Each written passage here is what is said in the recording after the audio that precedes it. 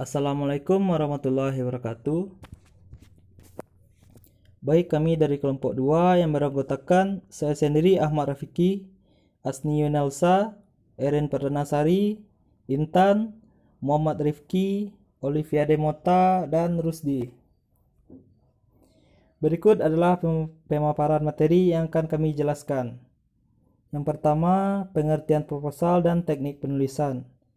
Yang kedua, tujuan pembuatan proposal. Yang ketiga, contoh proposal. Yang keempat, kaitan proposal dengan teori. Yang kelima, evaluasi proposal dan kesimpulan. Kita masuk ke pengertian proposal dan teknik penulisan. Proposal merupakan laporan persuasif yang terstruktur yang ditujukan ke penerima internal maupun eksternal. Harapan setelah membaca proposal adalah pembaca akan terbujuk dan meminta apa yang kita tawarkan dalam proposal ini. Berikut menulis dan menyusun proposal. Berikut format umum dari proposal. Yang pertama, halaman sampul. Kedua, halaman pengesahan. Yang ketiga, daftar isi. Yang keempat, ringkasan yang berisi tujuan dan metode yang dipakai secara singkat. Yang kelima, pemaparan dari bab 1 yang terdiri dari pendahuluan yang berisi tentang latar belakang masalah. Di bab 2 terdapat tinjauan pustaka. Di bab 3 terdapat metode penelitian. Di bab 4 biaya dan jadwal penelitian. Selanjutnya daftar pustaka dan terakhir lampiran.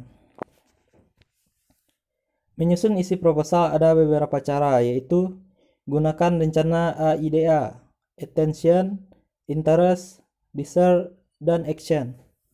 Yang kedua, tunjukkan pengetahuanmu. Yang ketiga, berikan contoh dan informasi. Yang keempat, lakukan riset tentang pesaing Anda. Yang kelima, tunjukkan kelayakan proposal. Yang keenam, hubungkan proposal dengan kebutuhan pembaca. Ada 3 komponen utama dalam menyusun isi proposal. Yang pertama, introduction, pengantar. Yang kedua, the body atau inti. Yang ketiga, the close, penutupan. Berikut tujuan pembuatan proposal. Yang pertama, agar mendapatkan bantuan dana. Yang kedua, agar mendapatkan perizinan suatu acara. Yang ketiga, agar bisa bekerja sama dengan pihak lain. Yang keempat, agar mendapatkan sponsor.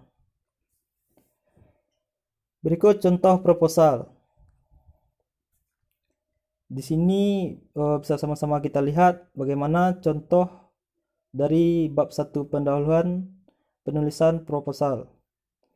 Di dalam bab 1 pendahuluan ini terdapat latar belakang dan tujuan kegiatan yang bisa sama-sama kita lihat.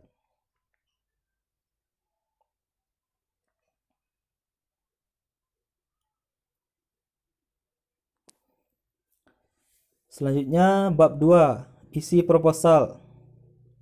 Di bab 2 ini terdapat yang pertama tema, yang kedua macam-macam kegiatan, yang ketiga peserta, yang keempat peralatan yang dibutuhkan, yang kelima waktu dan tempat pelaksanaan. Ini merupakan gambaran dari bab 2 isi proposal. Selanjutnya bab 3. Di sini terdapat susunan acara. Sebagai contoh, susunan acara pembukaan pameran buku. Terbagi atas yang pertama di sini dijelaskan pembukaannya. Yang kedua, sambutan-sambutan. Sambutan-sambutan ini harus diperhatikan karena di sini harus dilampirkan jabatan atau perwakilan yang tertinggi terlebih dahulu, seperti sebagai contoh rektor, yang kedua ketua panitia, dan selanjutnya perwakilan mahasiswa. Di bab 4, susunan kepanitiaan. Di sini dijelaskan bagaimana susunan dari kepanitiaan, yang akan dilampirkan di proposal. Sebagai contoh, di sini dijelaskan siapa pelindung, pengarah, penanggung jawab, ketua panitia, sekretaris, bendahara, seksi dana usaha, seksi humas, seksi keamanan, seksi dokumentasi, dan seksi peralatan. Berikut di bab 5, di sini dipaparkan mengenai anggaran dana. Di sini akan dijelaskan secara detail mengenai anggaran dana yang akan dikeluarkan pada suatu kegiatan.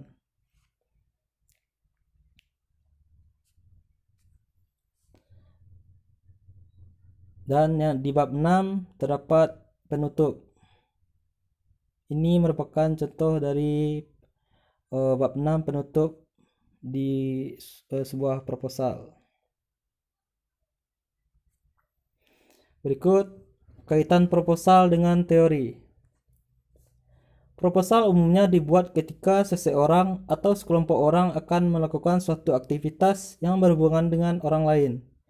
Proposal dibuat agar pembaca proposal tertarik dengan ide, gagasan, ataupun hal lain yang kita tuliskan dalam proposal tersebut.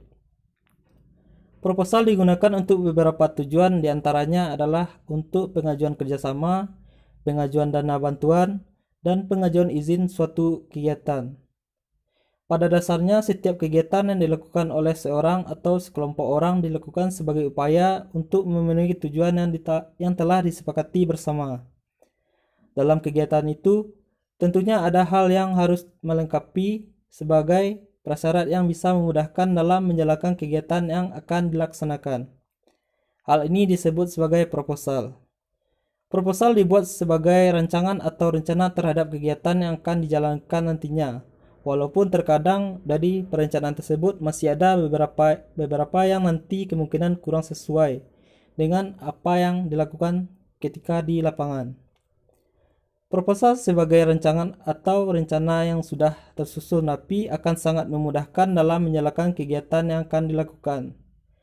Selain sebagai rancangan suatu kegiatan, proposal juga merupakan sebuah tulisan yang dibuat oleh si penulis yang bertujuan untuk menjabarkan atau menjelaskan sebuah tujuan kepada si pembaca atau individu ataupun kelompok sehingga mereka memperoleh pemahaman mengenai tujuan tersebut lebih mendetail.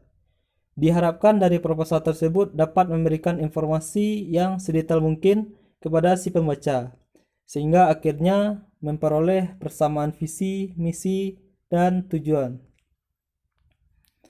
Selanjutnya, evaluasi proposal dan kesimpulan. Kita masuk ke evaluasi. Di dalam proposal tersebut sudah terdapat atau termasuk kriteria proposal yang baik dan benar, karena sudah memiliki asal dan tujuan yang jelas dan tepat. Di sana juga terlihat semua informasi dari tema proposal yang menarik. Proposal juga menjelaskan hal-hal yang menarik, sehingga dapat membuat orang tertarik untuk mengikutinya. Dilihat dari laporan keuangan, sudah terinci dengan jelas dan mudah kita pahami dan menganalisisnya. Dilihat dari unsur penutup, proposal ini telah menggunakan kata-kata yang sopan dan sangat dipercaya.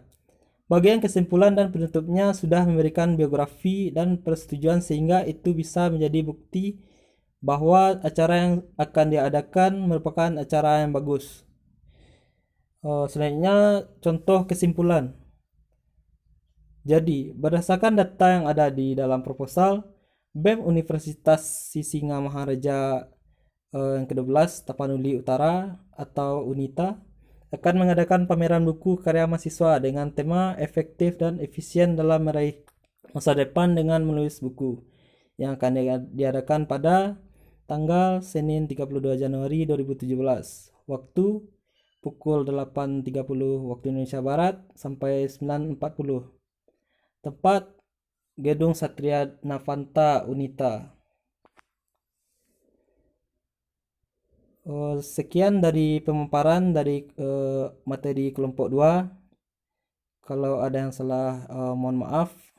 Assalamualaikum warahmatullahi wabarakatuh.